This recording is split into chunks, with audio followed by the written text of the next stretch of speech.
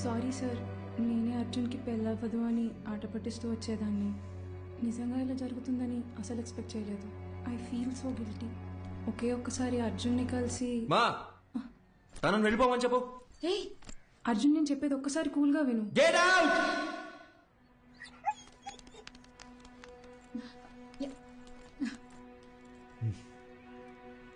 అర్జున్, ఇంటికొచ్చిన వాళ్ళతో మాట్లాడే పద్ధతి ఇదేనా? అవును, కరెక్ట్ గానే జరిగిందిరా. ఈ పెళ్లి జరగకపోవడమే మంచిది. నీకు కాదు, ఆ అమ్మాయికి.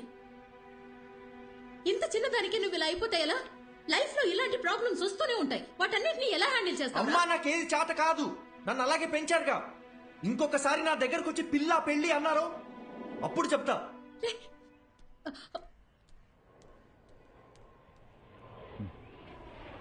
వసంతి, కంగారు పడకు. నేను హాస్పిటల్కి వచ్చేసాను. వాడిక్కడే ఉన్నాడు. టెర్రస్ మీద కెఫేకి రమ్మన్నాను.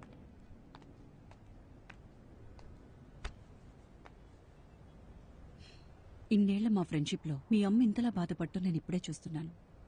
నువ్వు 8 ఏళ్లప్పుడు ఎవరితో మాట్లాడట్లేదని మీ అమ్మ కంగారు పడిదే హాస్పిటల్కి తీసుకొచ్చింది.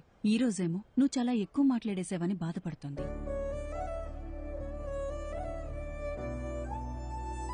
వెంటనే అన్నీ మర్చిపోవాలంటే కొంచెం కష్టమే.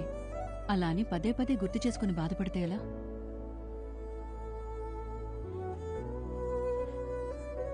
జస్ట్ 2 months పరిచయం కదా, ఎందుకు ఇంత ఫీల్ అవుతున్నాను అందరు నన్ను అడుగుతున్నారు డాక్టర్. 2 వారాలు, 2 నెలలు, 2 సంవత్సరాలు, పాయింట్ అది కాదు.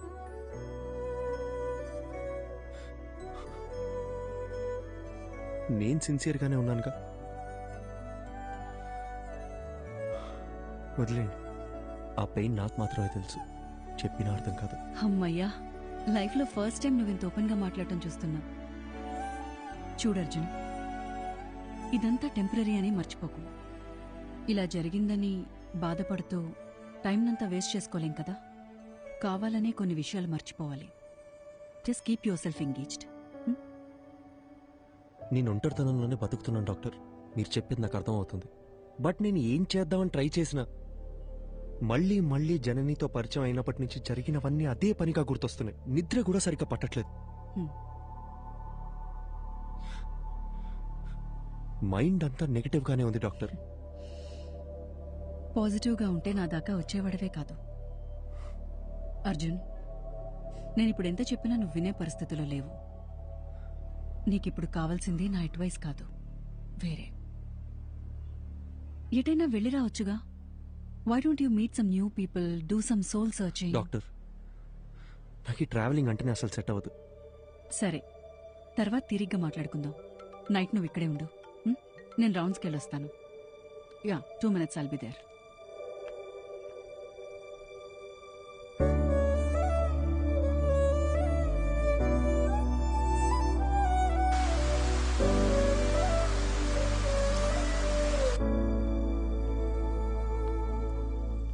అర్జున్, డాక్టర్, నేను ఇక్కడ ఉండే తీరాలంటారా? కొత్త ప్లేస్లో నాకు నిద్ర పట్టదు డాక్టర్. అందుకే నీకు ఒక ఇంజెక్షన్ ఇవ్వమని చెప్పాను. హాయిగా పడుకొని లేస్తే చాలు, నీకున్న మెంటల్ స్ట్రెస్లో సగం తగ్గిపోతుంది. అప్పుడు మనం ఒక డెసిషన్కి రావచ్చు. ఇదిగో. ఇదేంటి?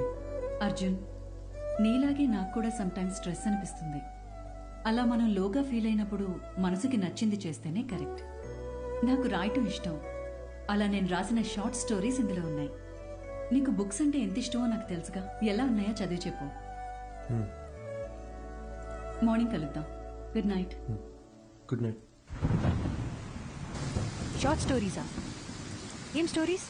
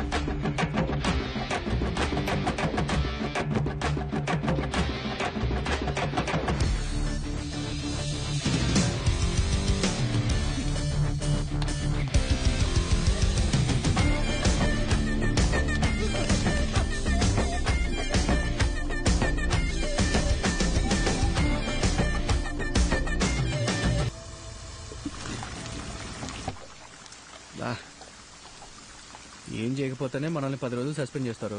ఇప్పుడు ఎంత చేశాక వదిలిపెడతారనుకుంటున్నావా? సార్ ఐఎమ్ సారీ సార్ అని మనం అపాలజీలు చెప్పే రకమా ఏంటి? అది కరెక్టే. చాలా అందంగా ఉంది మావా. అయినా ఇన్ని రోజులు మనం ఎలా మిస్ అయ్యారా? మీరు మిస్ అయ్యారా? నేను చూస్తూనే ఉన్నాగా. రేయ్ మా అమ్మ మీద అబ్బా! నిజంగారా నేను ఎప్పుడో చూశాను. రేయ్ పోయి పని చూసుకోరా. మనకు తెలిసిన పని ఒకటే, ఈ అడవి కూడా ఉండింది అంటాం. ఏం దగ్గర చేపలు పులుసు చేస్తా.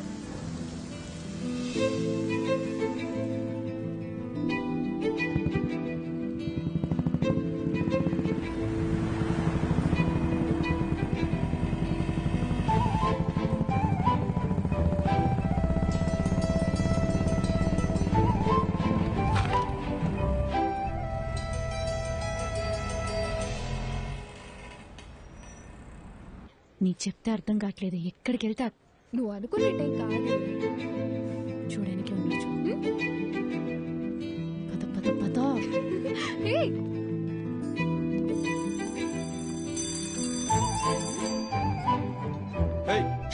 ఓయ్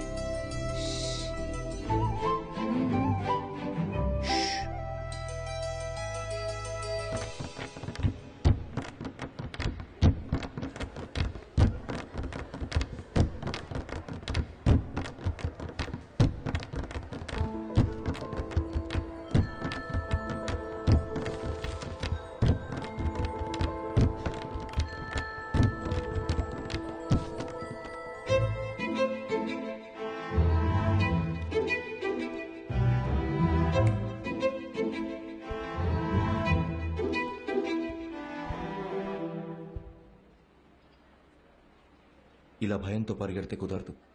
ధైర్యంగా ఫేస్ చేయాలి. ఇలా చూడు, తప్పు నాదే. అందుకే నీకు సారీ చెప్పాలని ఇలా నీ వెంట తిరుగుతున్నాను.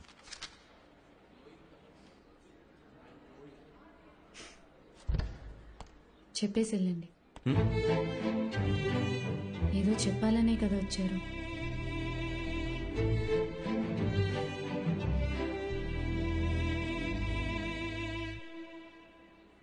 సారీ.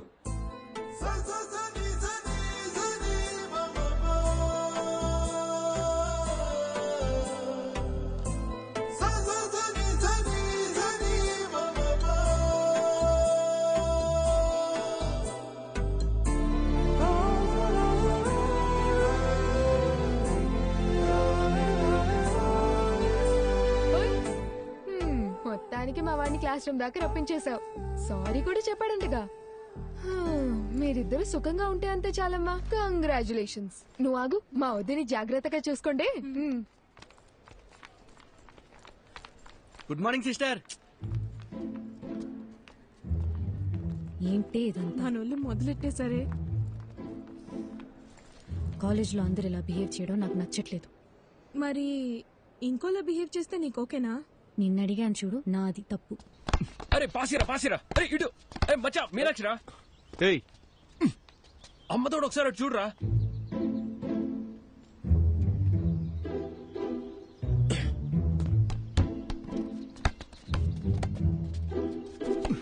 టూ మినిట్స్ టైం ఉంటే మాట్లాడాలి. ఏంటి చెప్పు. రేయ్ భయపడి పారిపోతే ఎలా? ధైర్యంగా ఫేస్ చేయమన్నారు ఎవరు? రే బాల్ ఇచ్చాలరా.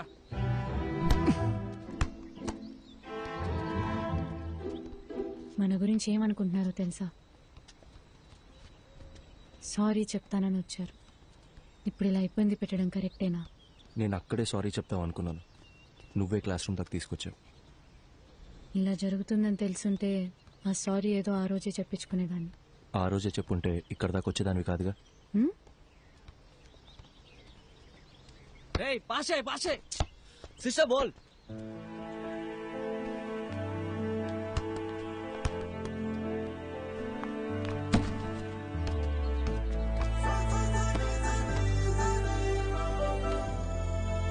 చిన్నప్పుడు నేను బాస్కెట్బాల్ ఆడడానికి స్కూల్కి వెళ్ళేదాన్ని తెలుసా? కాలేజ్ తరపున స్టేట్ లెవెల్ దాకా వెళ్ళాను. ఎదిగిన ఆడపిల్ల ప్లేయర్లా కనబడుతుంటే అందరు నాన్నలాగే మా నాన్నకి నచ్చలేదు. ఇకపై బాల్ ముట్టుకుంటే కాళ్ళు ఎరగొడతానని ఈ కాలేజ్లో తెచ్చిపడేశారు. అప్పుడప్పుడు మీరు ఆడే ఆట చూస్తుంటే ఈ డ్రాఫ్టర్తో 4 పీక బుద్ధవుతుంది.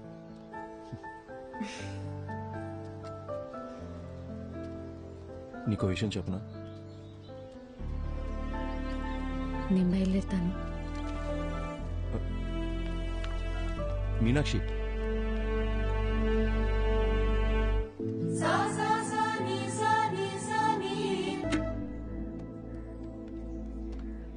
ఏంటి సడన్ గా రమ్మన్నారు?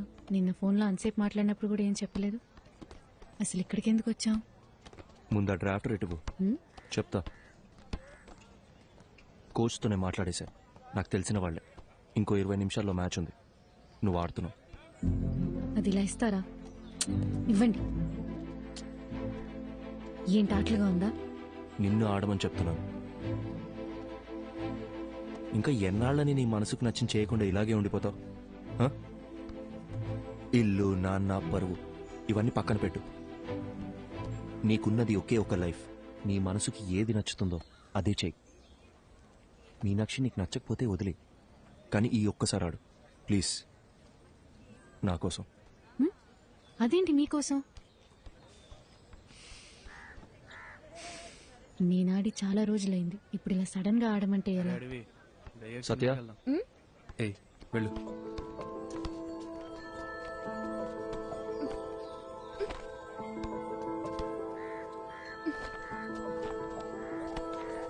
తీసుకో, వెళ్ళి మార్చుకుంటాం. ఇంకేమైనా కావాలా? చూసుకున్నాడమ్మా, ఇంతకీ నీకు ఆటొచ్చుగా. ఏయ్ పోరా. పో. All the best.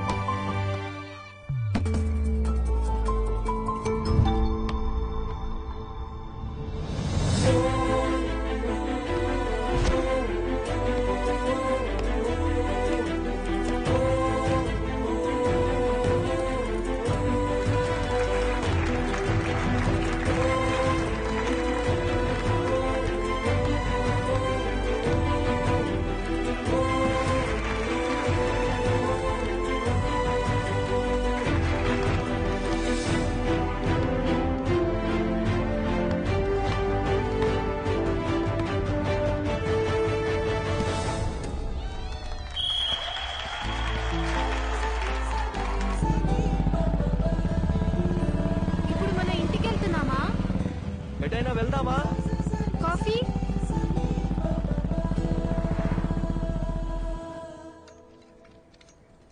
కాఫీ. నా మాట విని బుక్స్ పక్కన పెట్టేసి బాస్కెట్బాల్ ఆడు. చాలా రోజుల తర్వాత మనసు తేలిగ్గా ఉంది. 12 ఏళ్ళప్పటి నుంచి నేను కోరుకుంటుంది ఇదే అని నా చుట్టూ ఉన్న ఎవ్వరికీ అర్థం కాలేదు. మీకు మాత్రం ఎలా అర్థమైంది? నీకు చెప్పనా, నాకు అందరిలాగా కవితలు చెప్పడం రాదు. నీ కళ్ళు, ముక్కు, నవ్వు, మొహం చూస్తూ ఉండాలనిపిస్తుంది ఎప్పటికీ. బాగా మాట్లాడుతున్నారు. అయ్యో,